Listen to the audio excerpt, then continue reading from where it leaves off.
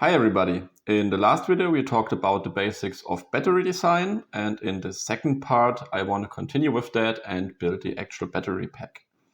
In the last video we left off with how many cells in parallel we want and how many cells in series we want, as well as how to connect them electrically as well as mechanically. So here again my final design. I'm going to build a 20S, so 20 cells in series, and 7P, so 7 cells in parallel pack. I'm going to use those 3D printed holders, and I'm going to use the pre-punched nickel, or actually steel coated with nickel strips. And that's what we're going to do in this video. Again, to show you in detail, this is the holder that I've designed, and you can see here that each individual cell has a small recess where it can fit in. So just like that, you can push it in. It's a bit of a friction fit. And then on the top, there is a small lip which overlaps the rim of the battery and also helps to make sure that the nickel strips won't touch the outer casing. As an additional feature, this holder makes sure that there is some space between the cells so they don't touch on the outsides. As I've said in the last video, that also helps to reduce the risk of failures in your battery pack. Okay, so now to get going, first of all, take all of the cells and put them into the holder. And that's actually gonna take a bit of time because, as you can see, all my cells are individually packaged. So as you can see, I'm done. I've unpacked and then inserted all of the cells into my holder. Now, one thing I've also done is to check again if I inserted all of them the correct way. Don't make the error and insert one of them the other way, because as soon as you're going to spot weld that on both sides, you're going to have a short circuit, of course. Okay, so now for welding, we're just going to take the metal strips. I already cut them to the length I need, put them on there, spot weld them. And from that point on, I would treat the battery pack as being active, or just being dangerous. So just keep in mind from now on what you're going to do is dangerous and can lead to short circuits, to sparks, eventually to a fire or potentially to a fire. So just be careful from now on. For spot welding, I'm using the K-Weld. That's a DIY kit for building a spot welder. The way it works is you take a high power battery pack like this one. So this one is Turnigy 5500 milliamp hours and 140 C discharge. Make sure you've got a battery pack that can supply a lot of current. It said it should roughly supply 1000 to 1500 amps of peak current, but more on that on the website of the K-Weld. So you just connect it, and then on the other side, you've got your electrodes that you press onto where the spot weld should be, and you've got a foot pedal connected to this wire with which you can initiate the spot weld.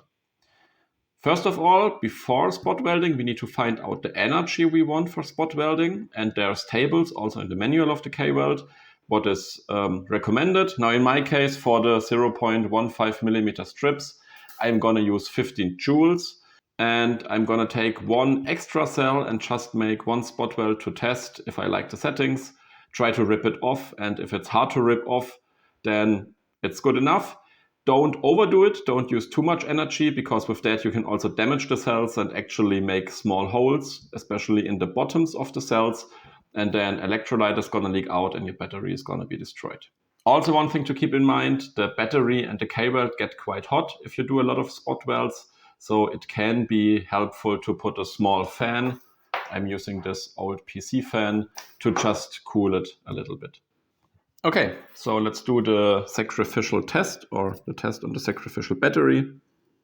So just put the electrodes on here, press them down firmly, press the foot switch, and then you can see the spot weld has succeeded.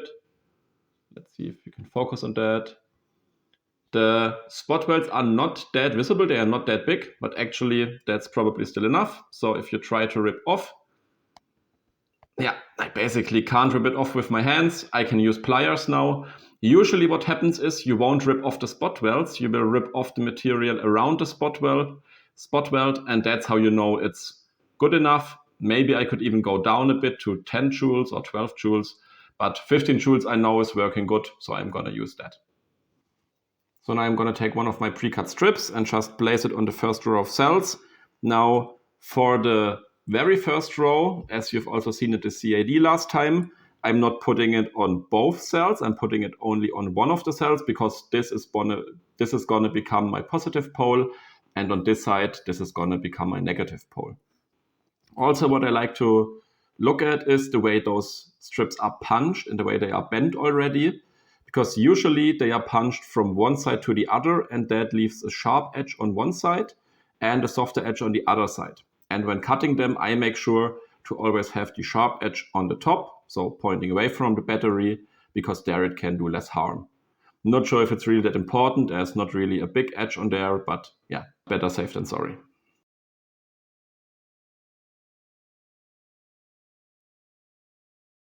Okay, so first spot weld is done. Now one nice trick is at the beginning for the first battery, don't really need to put that much attention to the strip being straight, because you can still rotate the whole cell within the holder to make small adjustments.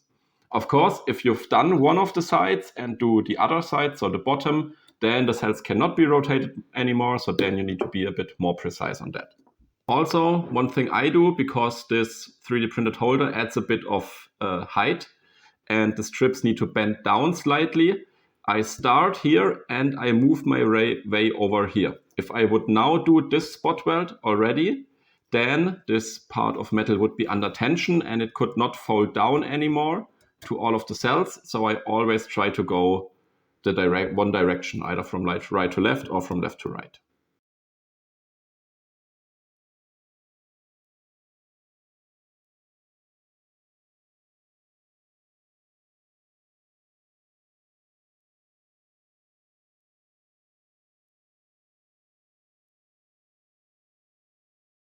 As you can see, I finished spot welding all of the nickel strips on the top of the battery pack.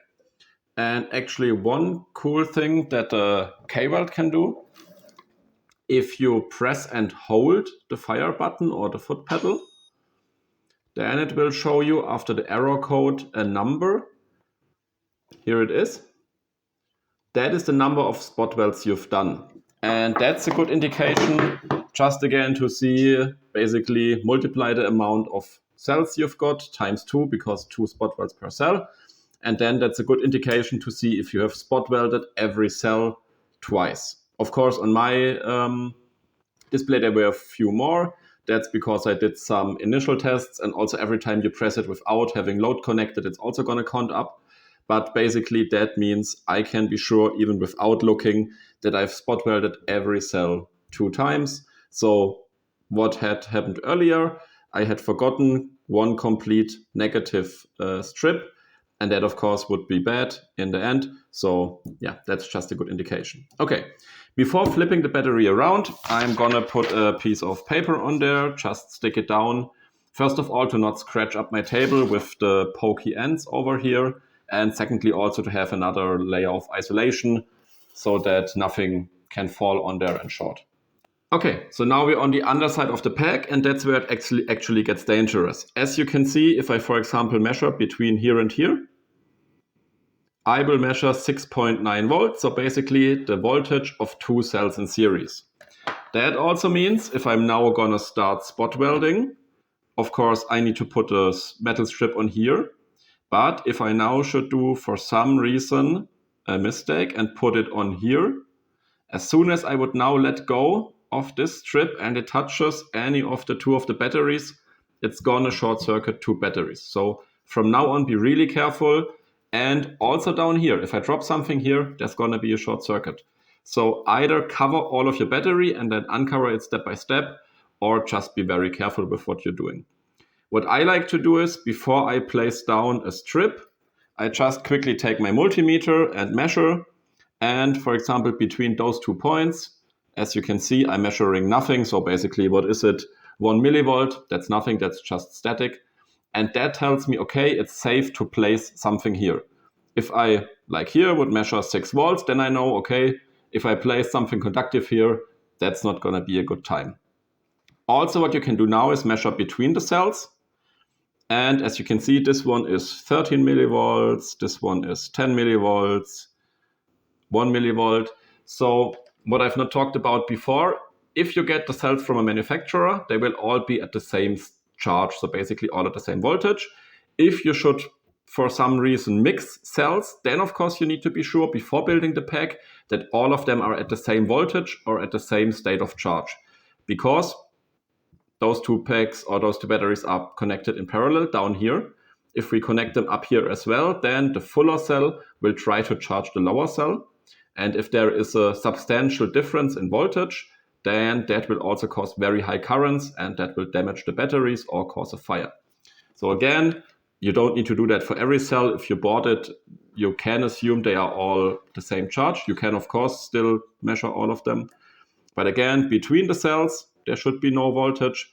Also between where you want to put the strip, there should be no voltage.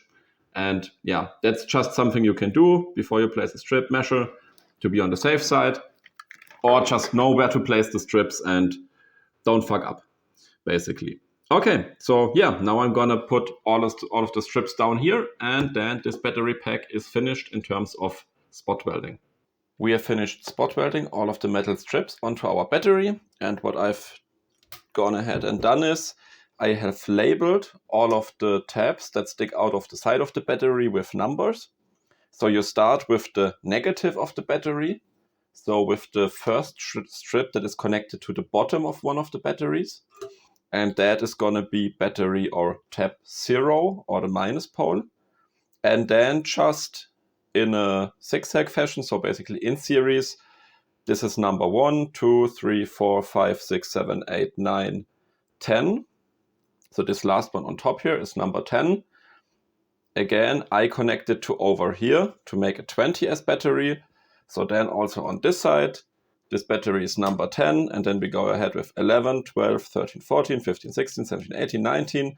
And the last one, 20, is again the positive pole of our battery. And now we need to connect wires to all of the individual strings, parallel strings. Why is that?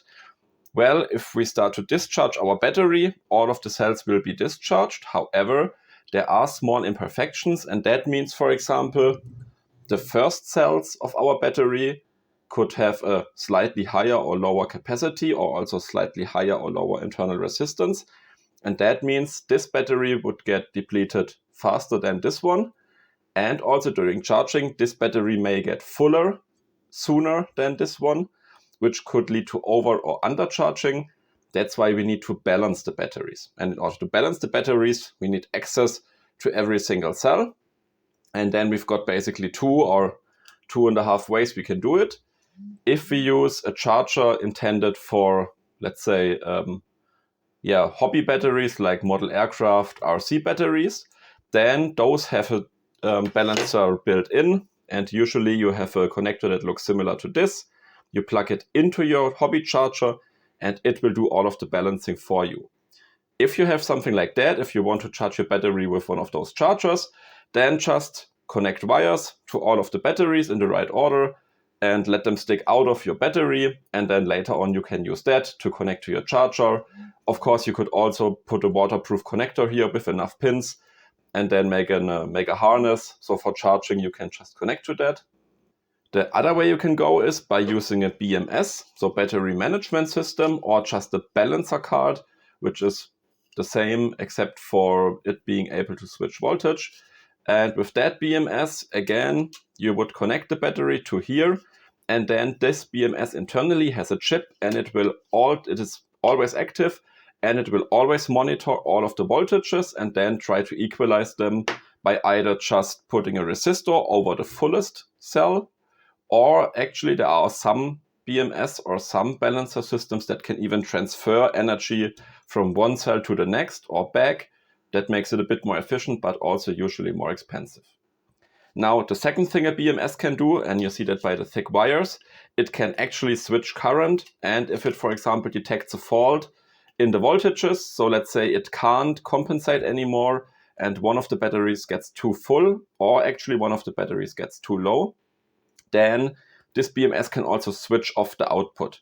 So what you could do is just connect this BMS to the output of your battery, and then over here connect your load, and it will actually even turn off your load if the voltage or if the status of the battery should get in a range where you don't want it to be.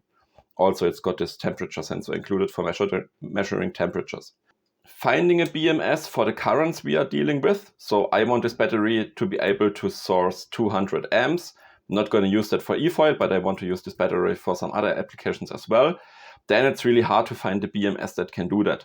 So my way of doing it is have the discharge port of the battery connected directly to the outside. So of course by that I could damage the battery by discharging too much. On the other hand, if I use a VESC, for example, then the VESC has an internal voltage measurement and it can turn off the motor on its own by just measuring the battery voltage. However, for charging, I am going to use this BMS. So I'm going to have a separate charging port, and this charging port needs to go through the BMS. So that means if I'm charging my battery and the BMS sees there is some fault, too high voltage, then it can at least turn off the charging current. And yeah, the charging current is much lower. So I'm charging with 10 to 20 amps. This BMS can do 30 amps. So that should be fine. So that's what I'm going to do. First of all, attach the balance wires to all of the cells, making sure to get it in the right direction, in the right orientation. You can see if you plug in the connector, the board usually is labeled from also 0 to cell 20. So that is a good aid in getting the direction correct. Then I'm going to attach some connectors over here for the last row of my cells, as I said, to get it in series in this configuration. And then I'm going to attach a few thicker wires to the positive and negative terminal of the battery. One thing I also like to do, if I now attach the balance wires to the sides right here, then they're gonna run right across the batteries. And again, this outside below the thin heat shrink is a different potential than the wires.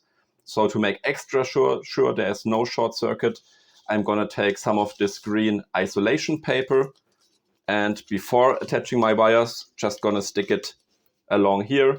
And that way there's another layer of protection between the wires of the BMS and the outsides of the cells.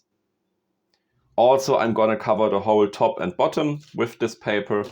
Later on, we're going to wrap this whole battery in heat shrink, but I like a bit more of a protection on top and bottom as well. As you can see, I finished one side of all of the balance wires. Now a quick way to check if you did everything correct is take a multimeter, set to volts measurement, and then put one of your probes in the first pin of the BMS connector. And then with the second probe, go through step by step, go through all of the connections from left to right. And what you should see is the voltage should always get higher than before. So 3.6 and then 7.2 and so on and so on. So basically always add one cell. If you should suddenly see a high increase and then a drop, then you probably mixed two of the wires. So that's a nice way to check. And yeah, so basically then I'm gonna do the same side as well as that, and then the rest. That's what the battery looks now. In the front you can see I've attached a positive and negative wire just with 4 spots on 4 of those tabs. And on the back you can see I've just used 1.5 square millimeter copper wire and added 6 of them in parallel to join the 2 sides to make the 20S pack. Okay, so next cover up the rest of the battery with the green tape and then try to wrestle it into this gigantic heat shrink in order to finish the battery pack.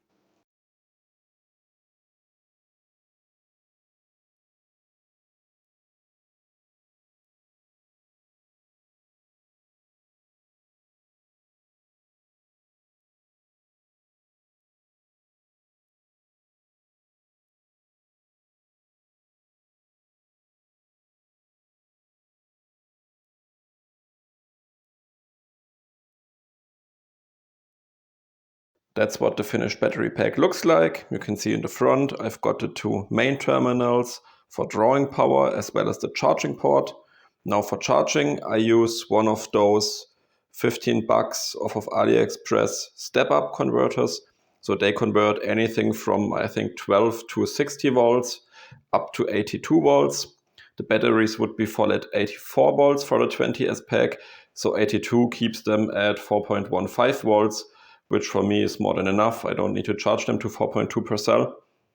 And yeah, it's just a very cheap way.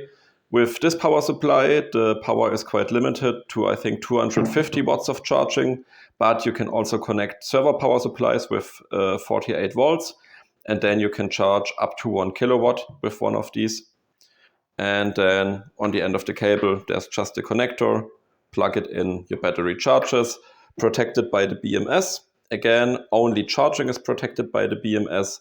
The outputs here are just directly connected to the battery, so no fuses, no undervoltage detection. Undervoltage detection is done by the VESC, and fuse I can still put in line with the wire going to the VESC. Okay, and that's basically how I build my battery packs for eFoiling. If you would do anything different, if you have any hints for me, then feel free to leave them in the comments. And yeah, hope to see you next time. Bye.